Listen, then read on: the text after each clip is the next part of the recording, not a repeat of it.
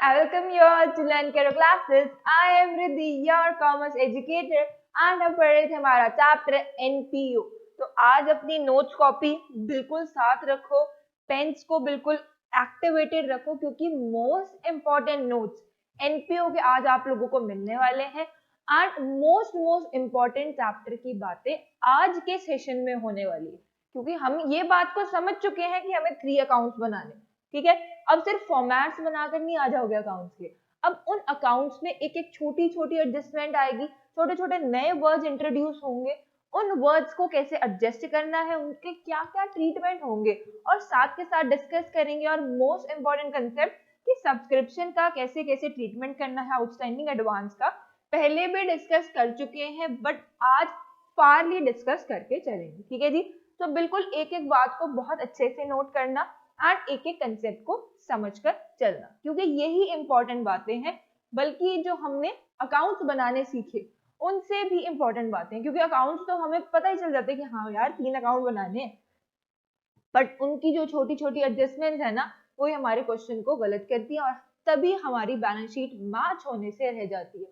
तो आज उन्हीं बातों को डिस्कस करने वाले हम चैप्टर के जो सबसे इंपॉर्टेंट एडजस्टमेंट्स हैं, ठीक है। चलिए स्टार्ट करते हैं विद योर फर्स्ट एडजस्टमेंट कि हमारे पास एक वर्ड आता है लेगेसी, ठीक है।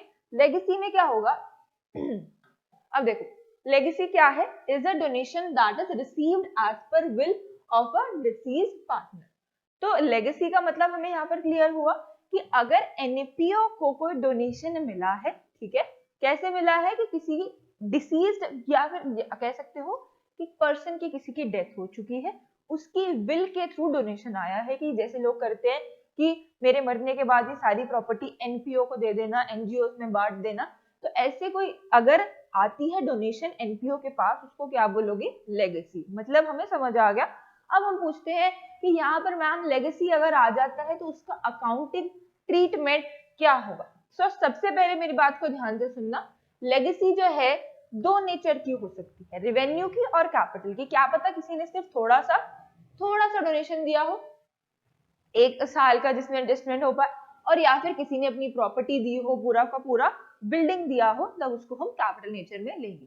अगर रेवेन्यू नेचर की है तो हमें पता है उसको हम कहां पर लेके जाएंगे, इनकम एंड एक्सपेंडिचर अकाउंट में we will treat it as a income. बिल्कुल नोट करते जाना साथ के साथ, बहुत इंपॉर्टेंट बात है। और अगर कैपिटल नेचर की होती है, ठीक है, कैपिटल नेचर की अगर स्पेसिफिक नहीं है तो कैपिटल फंड में उसको ऐड कर दोगे, ठीक है।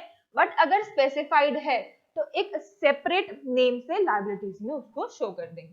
क्लियर, समझ आया लेगेसी हमें कैसे ट्रीट करना है लेगेसी को। चलिए let's come to the further part. अब एक हमारे पास आता है वर्ड हॉनोरेरियम, ठीक है। हॉनोरेरियम का मतलब है कि आप देखो जैसे कोई एनपीओ में किसी ने बहुत बड़ा डोनेशन दिया है, तो अब वो एनपीओ में आएगा तो आप उसको स्पेशल ट्रीटमेंट दोगे, जिसको आप कह सकते हो कि किसी की आओ भगत करना जैसे करते हैं, या फिर जब भी गेस्ट आते हैं तो आप उनको स्पेशल ट्रीटमेंट देते हो, तो उसमें जो भी खर्चा होगा उसको हम बोलते हैं ऑनोरेरियम, ठीक। चलिए, it is a payment that is made to a person in honour, या कह सकते हो कि उसके ऑनर में जो भी हमने उसके लिए खर्चा किया उसको हम बोलते हैं ऑनोरेरियम। ट्रीटमेंट क्या रहेगा, सिंपली उसको हम एक्सपेंडिचर साइड पर शो कर देंगे इनकम एंड एक्सपेंडिचर अकाउंट में, ठीक है। इस मोटे से और हार्ड से वर्ड का मतलब समझ आया हमें, अब प्रॉब्लम नहीं आएगी।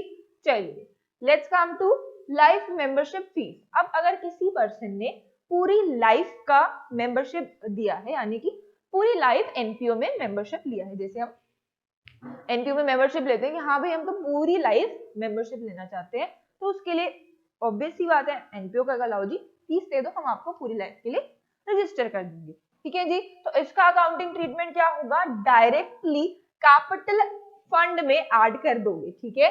कैपिटल फंड में डायरेक्टली ऐड हो जाएगा लायबिलिटी साइड पर क्लोजिंग बैलेंस शीट की, ठीक है। कभी कभी हमें पता है एनपीओ में ओपनिंग बैलेंस शीट भी बनानी पड़ती है, तो वो पुराना होगा, उसमें जैसा भी एडजस्टमेंट होगा, बट एट लास्ट जब अपनी आप फाइनल बैलेंस शीट बनाओगे जो कि परफेक्टली मैच होनी चाहिए, वो उसमें लाइफ मेंबरशिप फीस को कैपिटल फंड में ऐड कर देंगे, ठीक है। ये क्लियर हुआ हमें अच्छे से, ठीक है जी। चलिए मीनिंग हम इसलिए डिस्कस कर रहे हैं क्योंकि ये अजीब अजीब से वर्ड आ जाते हैं, हम कहते हैं ये क्या कर रहे हैं एनपीओ में, इसलिए हम डिस्कस करके चलेंगे। चलिए let's come to the another part that is sale of an old asset. अगर किसी पुराने एसेट का सेल हुआ हो तो उसको हमें कैसे ट्रीट करना है। ठीक, चलिए अभी देखो क्या हुआ। हमने अगर कोई पुराना एसेट सेल किया है, उसमें हमारे पास दो ऑप्शन अराइज हो सकते हैं। पहला ऑप्शन ये रहेगा कि asset that have no value in book. अगर उस वैल्यू की एसेट बुक में नहीं है, हमें मेंशन ही नहीं था, कुछ भी पुरानी बैलेंस शीट में नहीं दिखाया, मतलब कि हमें क्वेश्चन में नहीं मिला। बुक का मतलब यहाँ पे ये है कि हमें क्वेश्चन में नहीं मिल रहा पुराना वैल्यू क्या है एसेट का, तो directly income and expenditure account के पास जाओ और उसको इनकम दे दो। क्लियर, इतनी बात क्लियर हुई। बट अगर वैल्यू शो हो रही है तो वैल्यू शो होने के बाद हमें एक बात समझ आएगी, या तो प्रॉफिट होगा या फिर लॉस होगा। अगर प्रॉफिट होता है तो प्रॉफिट होने से आप क्या करोगे, इनकम साइड पे शो कर दोगे, और अगर लॉस होता है तो एक्सपेंडिचर साइड पर शो कर दोगे। यानी कि अगर आपने सस्ते में बेच दिया तो लॉस आ जाएगा, और अगर प्रॉफिट पे सेल किया है तो कहाँ चला जाएगा, इनकम में चला जाएगा, इनकम एंड एक्सपेंडिचर अकाउंट में। उसके बाद बैलेंस शीट में उसका ट्रीटमेंट करोगे। बैलेंस शीट में एसेट के नीचे से डिडक्ट कर दोगे वैल्यू एसेट की, और यहाँ पर भी डिडक्ट कर दोगे। दोनों में एसेट की वैल्यू निकालनी है। क्यों निकालनी है वैल्यू, क्योंकि एसेट अब सेल हो चुका है। अब चाहे लॉस हुआ हो या प्रॉफिट हुआ हो, वो लॉस और प्रॉफिट की बातें सिर्फ और सिर्फ इनकम एक्सपेंडिचर अकाउंट में होगी, बट एसेट तो निकल चुका है, सेल हो चुका है, तो बैलेंस शीट में से एसेट की वैल्यू को डिक्रीज कर दें। ठीक, क्लियर है हमें ये बात? अभी भी डाउट लोगों को रह जाते हैं, आप लोगों को कमेंट सेक्शन में आप मुझे पूछ सकते हो विदाउट एनी हेजिटेशन। ठीक है जी, चलिए let's come to the further part. अगर कोई ओल्ड न्यूज़पेपर सेल किया, हमने मैगजीन सेल करी, the sale of items such as magazine newspapers are of recurring nature, और ऐसा अगर होता है तो आपको पता है कि कौन से अकाउंट में जाएंगे, हम डायरेक्टली जाएंगे इनकम एंड एक्सपेंडिचर अकाउंट में और शो कर देंगे कहां पर, एक्सपेंडिचर साइड, इनकम साइड पर, क्योंकि हमने सेल किया है तो मनी रिसीव होगी, इनकम हुई होगी, तो directly income and expenditure account में शो कर दो। ठीक है जी, एक हमें मिल जाता है वर्ड गवर्नमेंट ग्रांट्स का।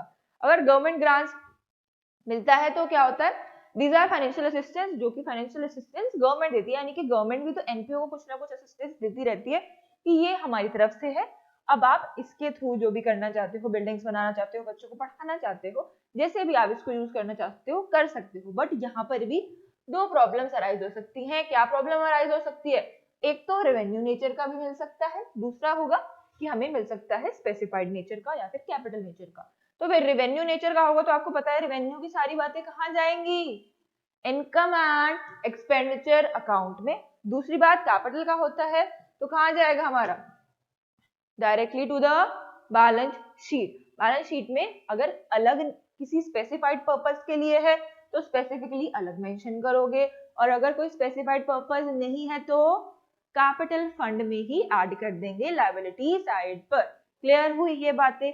हर बच्चे को ये कंसेप्ट एनपीओ चैप्टर के क्लियर होने चाहिए। ठीक है, इसके अलावा और कुछ भी टिपिकल नहीं है, सिर्फ यही टिपिकल बातें हैं, और साथ के साथ सब्सक्रिप्शन हम करके चलेंगे। अब सब्सक्रिप्शन भी देखो दो टाइप के हो सकते हैं, ऑर्डिनरी सब्सक्रिप्शन और एक स्पेसिफाइड पर्पस के लिए हो सकता है सब्सक्रिप्शन।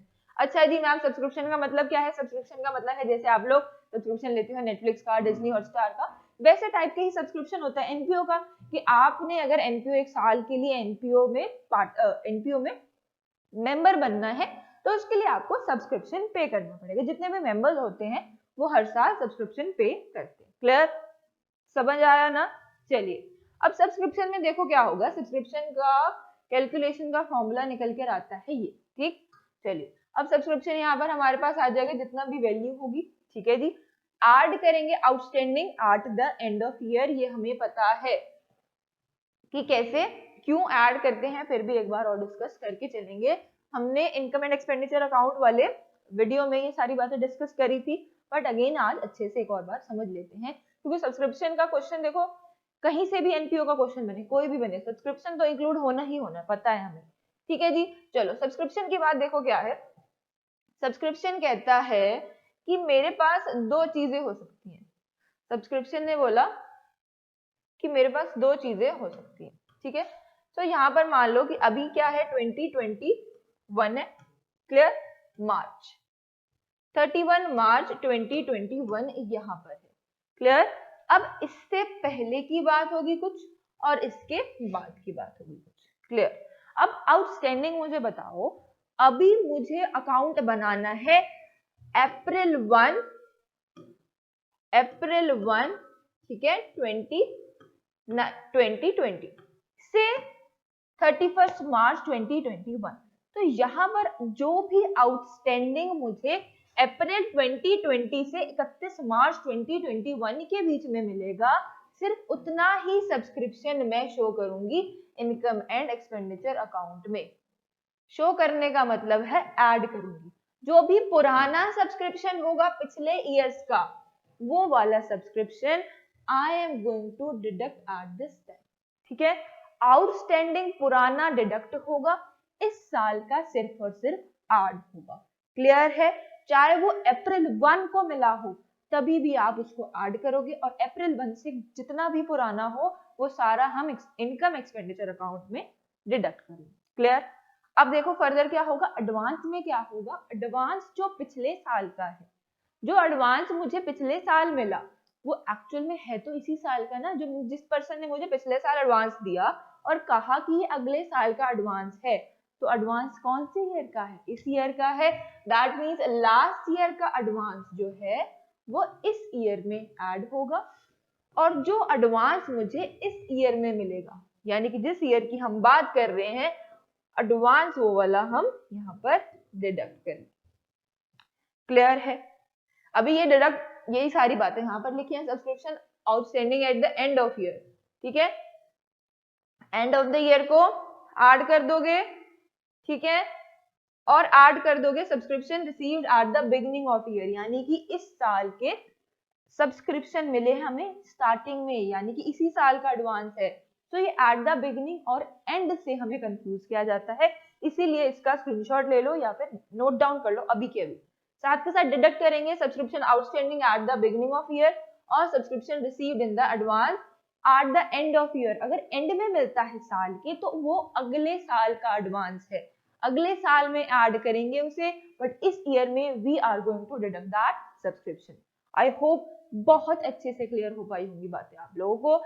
एक इंपॉर्टेंट और हमारे पास चीज आती है, that is the subscription account. कैसे बनाना है देखो जी।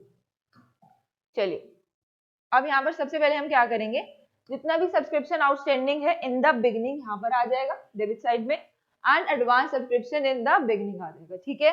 फिर हम यहाँ पर एट द एंड वाला सब्सक्रिप्शन शो कर देंगे, उसके बाद subscription receive during the year show कर देंगे, उसके बाद subscription outstanding at the end आ जाएगा। जो भी बैलेंसिंग फिगर यहाँ पर निकल कर आती है, सिंपली आप उसको भी इनकम एक्सपेंडिचर अकाउंट पे ट्रांसफर कर सकते हो।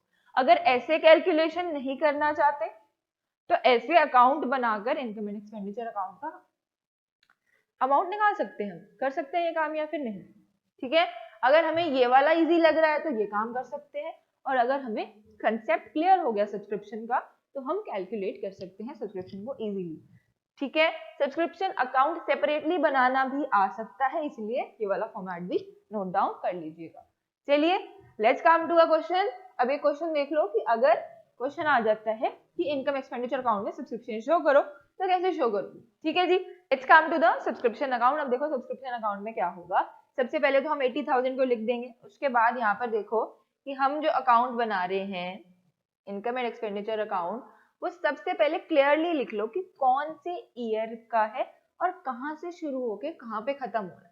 तो यहाँ पर देखो ये है 31 मार्च 16 से 31 मार्च 17 का अकाउंट यहाँ पर हम मेंटेन करने वाले हैं। क्लियर है?